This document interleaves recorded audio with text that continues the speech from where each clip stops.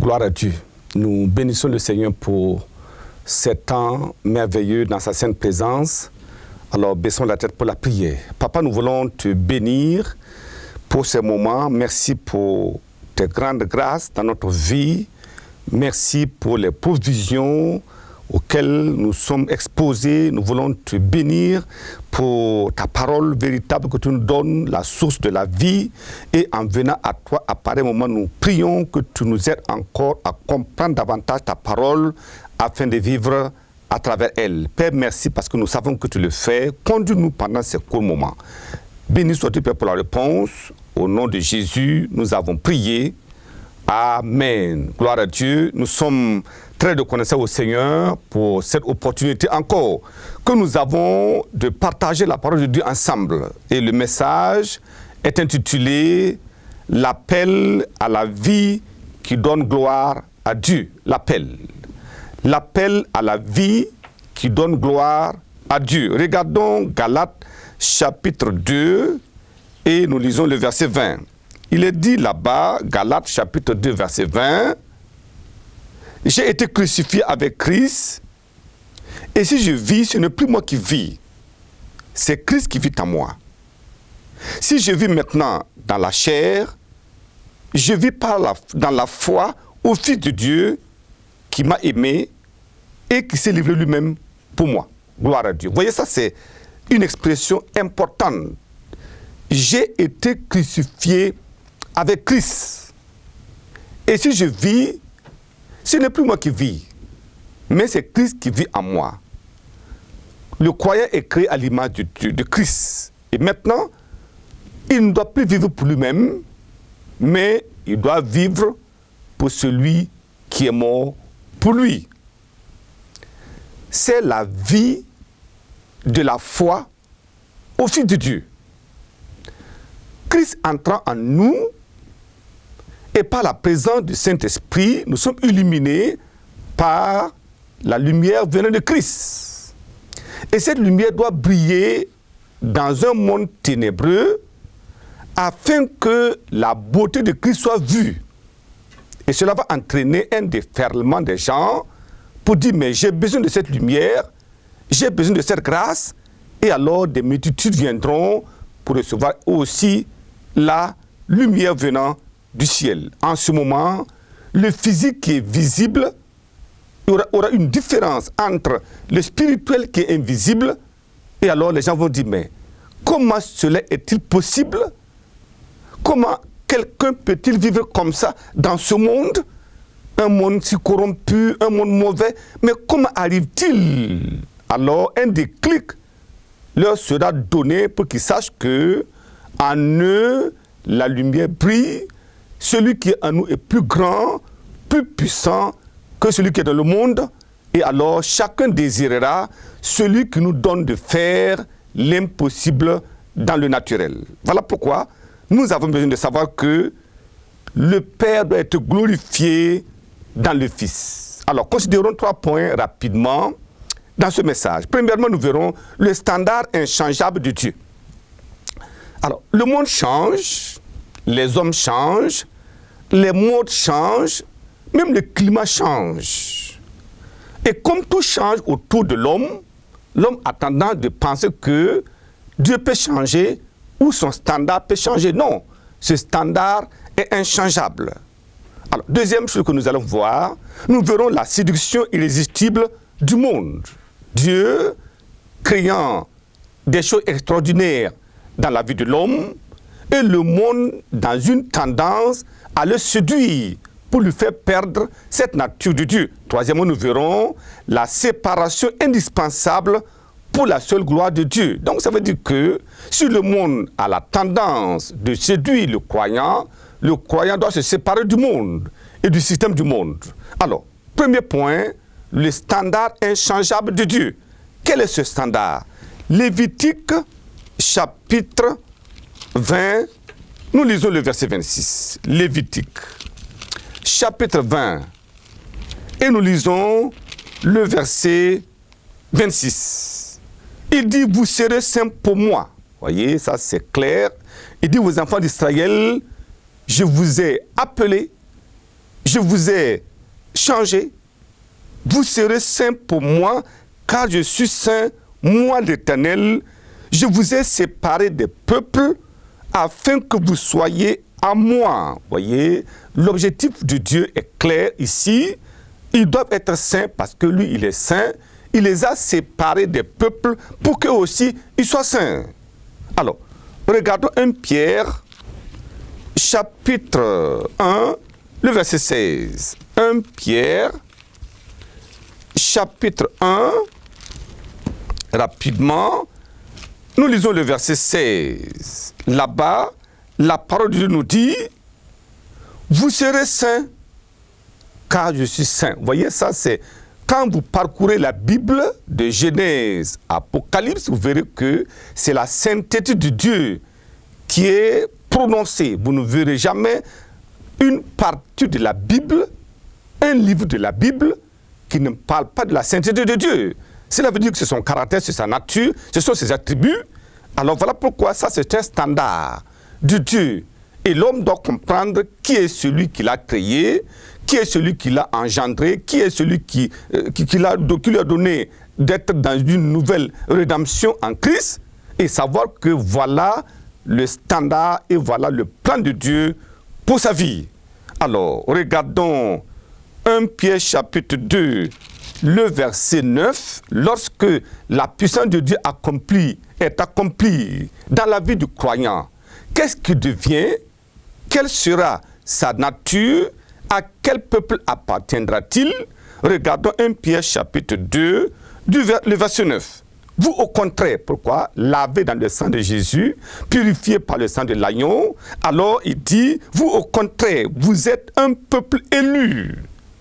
Contrairement aux autres qui mènent encore une vie de péché et de pauvreté spirituelle, il dit maintenant, vous au contraire, après que le sang de Jésus ait accompli son œuvre dans votre vie, vous êtes une race élue, un sacerdoce royal, une nation sainte, un peuple acquis. Pourquoi? Pourquoi toute cette œuvre de l'Esprit de Dieu, cette œuvre du sang de Jésus, cette œuvre de la puissance de la parole dans le croyant, il dit, afin que vous annonciez les vertus de celui qui vous a appelé des ténèbres à son admirable lumière. Voyez, nous sommes venus dans la lumière et la lumière de Dieu habite en nous. Maintenant, lavés par le sang de Jésus, nous appartenons à un saint sacerdoce. Nous devons servir Dieu dans la loyauté, dans la sainteté. Nous sommes une race élue par Dieu, parce que c'est une œuvre de la grâce de Dieu dans notre vie, et nous marchons par la foi. Nous sommes une nation sainte. Voyez, ça c'est très clair. Nous ne pouvons pas dire nous sommes croyants et dire je me soustrais de cette nation sainte. Ce n'est pas possible, c'est fait. C'est le plan, le programme de Dieu. Et nous avons besoin de comprendre cela. Regardons Genèse, le tout premier livre de la Bible, Genèse, chapitre 17, et nous lisons le verset 1.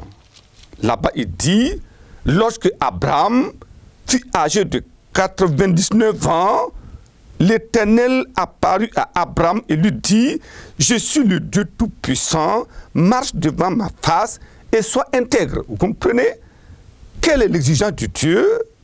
Dieu a dit à Abraham, sors de ta patrie, de ton pays, et va là où je t'indiquerai. Abraham est sorti par la foi, sans savoir où il allait. Et Dieu lui a parlé, c'est vrai, tu n'as pas d'enfant, ta femme aussi n'a pas d'enfant, vous êtes trop âgés, mais il y aura une postérité, des nations naîtront de toi. Ça, c'est la parole du Dieu invariant qui ne change pas. Il n'a pas besoin de savoir est-ce que le corps d'Abraham, le corps de Sarah était en mesure encore d'enfanter, mais il parlait de son autorité, de sa souveraineté, parce qu'il était capable. Il dit, des nations entières sortiront de toi. Voilà pourquoi Et Abraham a cru à un moment donné, et après, sa femme a dit, mais écoute, tu vois, ça fait 24 ans, ça fait moins de, pratiquement combien d'années, tu n'as pas d'enfant, alors vas-y avec ma servante. Abraham a compris que peut-être c'est par là, elle a écouté la voix de Sarah, et Ismaël est venu. Vous voyez comment les choses sont venues. Et Dieu a dit, mais Abraham, ça fait maintenant 24 ans que tu marches avec moi. Je te dis, je suis le Dieu Tout-Puissant. Gloire à Dieu. Dieu appelle et rappelle aux croyants que celui qui les a appelés est Tout-Puissant. Il est capable de réaliser ses objectifs dans sa vie. Il dit maintenant, marche devant ma face et sois intègre. Voyez, c'est cela. Dieu appelle les croyants à l'intégrité parce que ça, c'est le standard immuable, inchangeable de Dieu. J'ai pris que nous comprenions cela et que cela fasse en sorte que nous courions vers cette sainteté. Nous prions afin que l'œuvre de Dieu soit accomplie entièrement dans notre vie et que nous soyons semblables à notre Père. Alors, deuxième point que nous allons considérer, nous parlons de la séduction irrésistible du monde. Alors, le monde sait que le croyant a été transféré des ténèbres à la lumière. Il était enfant de l'ennemi du diable parce que le diable l'a amené à commettre des multitudes de péchés, à transgresser la loi de Dieu. Le diable avait aveuglé sa conscience, son cœur, tout était noir autour de lui et en lui. Mais maintenant, la lumière de Dieu a jailli. Dieu a arraché le pécheur des ténèbres et il l'a planté dans la lumière de Dieu. Et maintenant, la puissance du Saint-Esprit en lui l'amène à une vie qui plaise à Dieu et l'amène à obéir à la parole de Dieu. Et voilà pourquoi le diable viendra en disant, mais attention, tu as manqué ceci, tu as manqué de cela. Et voilà pourquoi on parle de séduction du diable. Voilà pourquoi Dieu dit, attention croyants, le monde est mauvais, il va tenter de vous séduire. Alors faites attention, regardons 1 Jean, chapitre 2, le verset 15. Dieu dit expressement là-bas, n'aimez pas le monde, ni les choses qui sont dans le monde. Si quelqu'un aime le monde, l'amour du Père ne peut à lui.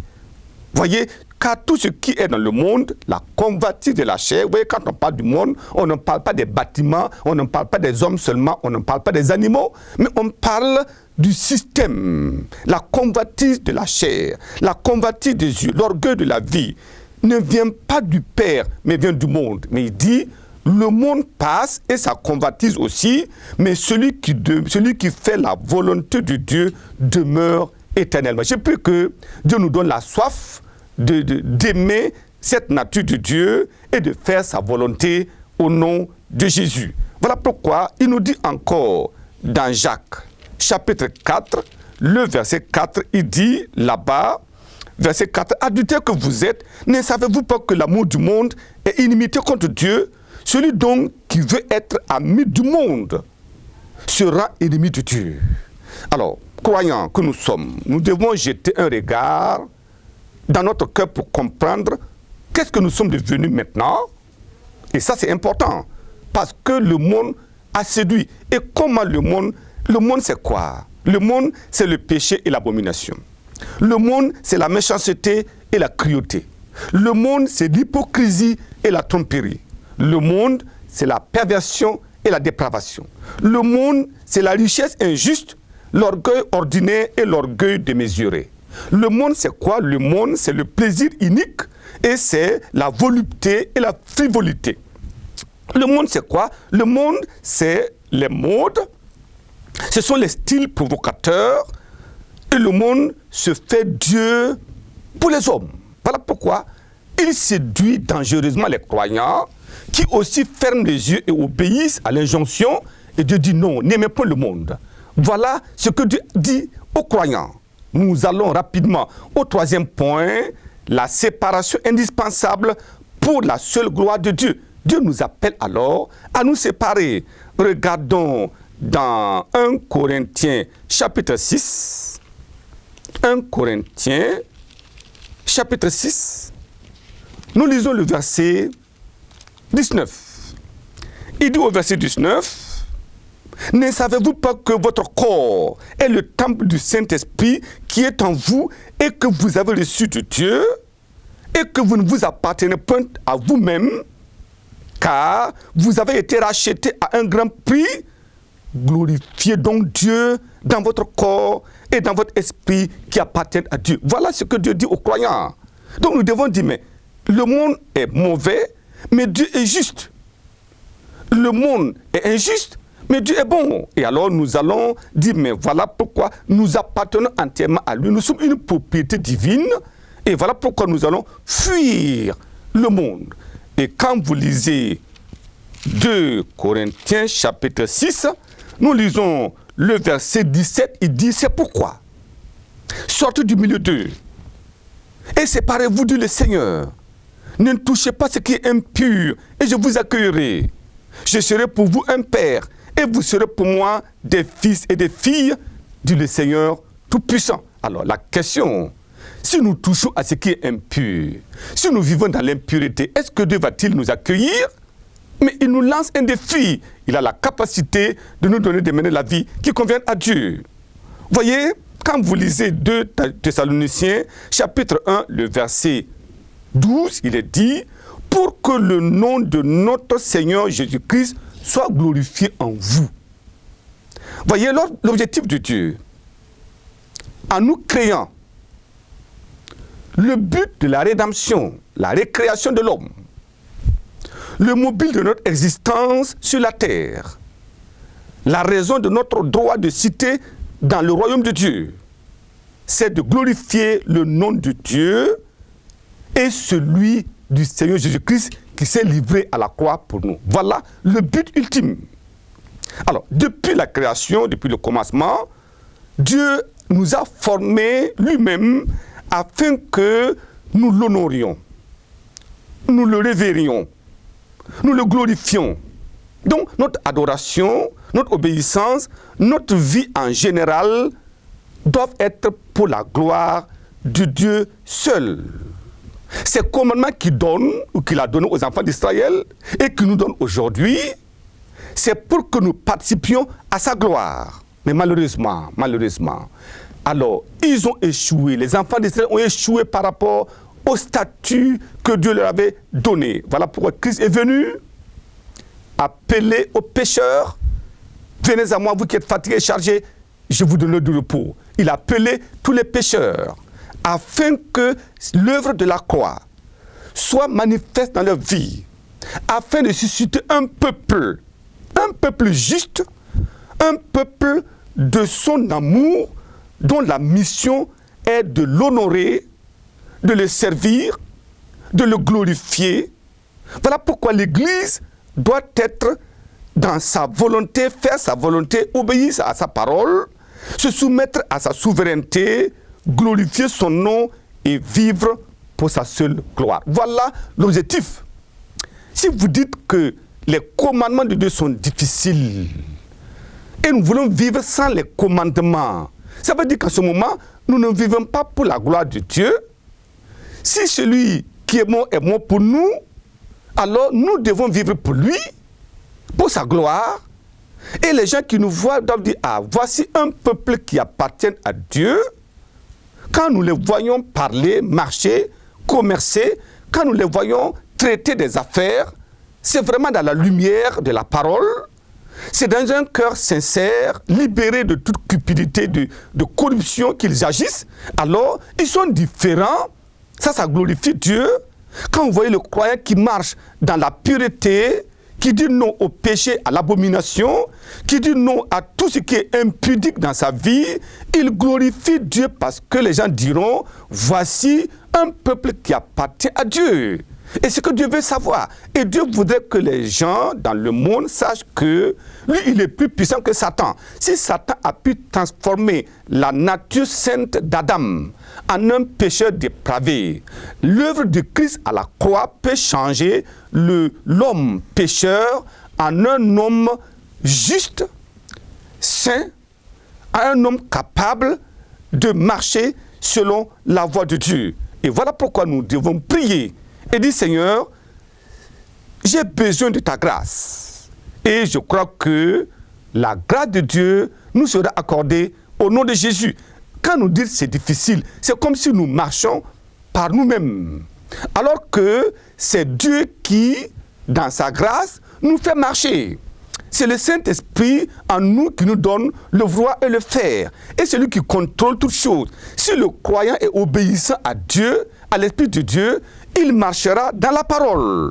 Voilà pourquoi il a dit, vous au contraire, vous êtes une race élue, un sacerdoce royal, une nation sainte, un peuple acquis, afin que vous annonciez les vertus de celui qui vous a appelé des ténèbres à son admirable lumière. Je prie que nous soyons qualifiés par Dieu, que nous sommes justes dans sa sainte présence. Voyez, la prédication, la prière de l'apôtre ici, son ministère, son message, son évangile, le service et le sacrifice des serviteurs de Dieu, l'enseignement et la formation que nous recevons dans les églises, c'est pour que le nom de notre Seigneur soit glorifié et dans l'église, par l'église et à travers l'église. Je prie que cette grâce nous soit accordée. Il est dit dans Matthieu que votre lumière luise ainsi devant les hommes. Oui, que votre lumière luise. Nous devons, quand il dit vous êtes le sel de la terre et la lumière du monde, c'est cela dans Matthieu. Alors, ça veut dire que notre lumière doit luire devant les hommes. Pourquoi? Afin qu'ils voient vos bonnes œuvres et qu'ils glorifient votre Père qui est dans les cieux. Matthieu 5, verset 16. Ça, c'est important. Si notre lumière ne luit pas, si nous disons nous sommes sel et nous n'avons pas de saveur, le sel arrête le mal, la corruption, arrête la pourriture. Le sel apporte du goût. Si le croyant ne peut pas apporter du goût, sa vie n'a aucun sens. Voilà pourquoi il dit que votre lumière luise ainsi, que votre vie ainsi juste, que votre caractère soit pieux, que votre amour soit semblable à celui de Christ et que votre service soit ainsi bénéfique et que votre cœur soit ainsi pur. Alléluia. Un cœur pur, un cœur transparent et que nos motifs et nos intentions soient ainsi transparents et que notre conduite soit ainsi authentique afin que les hommes, les anges glorifient et louent le nom de Christ à cause de vous. Gloire à Dieu. Voilà pourquoi nous allons prier. Dieu est capable, c'est lui qui le fera. Si nous croyons à sa parole, alors manifestons la foi et laissons Dieu agir dans notre vie. Baissons la tête pour la prière maintenant. Prions. Papa, merci pour ta présence, ton plan. Merci pour le sacrifice de Christ à la croix. Merci pour le grand prix qui a été payé. Cette puissance transférée peut nous transformer entièrement en ta nature. Et je prie comme ils entendent, comme ils comprennent qu'il y a un standard immuable, inchangeable de Dieu. Et qu'ils sachent maintenant qu'il y a une séduction que le monde opère. Alors que nous puissions prier. Je prie que notre intention, nos motivations, notre aspiration, c'est de devenir comme toi, appartenir à cette nation sainte. Je prie que la puissance de Dieu opère ce miracle dans toutes les vies des téléspectateurs et des auditeurs maintenant. Nous te disons merci parce que c'est fait. Le temps de la grâce, que la grâce de Dieu vous soit transférée au nom puissant de Jésus. Amen. Amen. Que Dieu vous bénisse abondamment.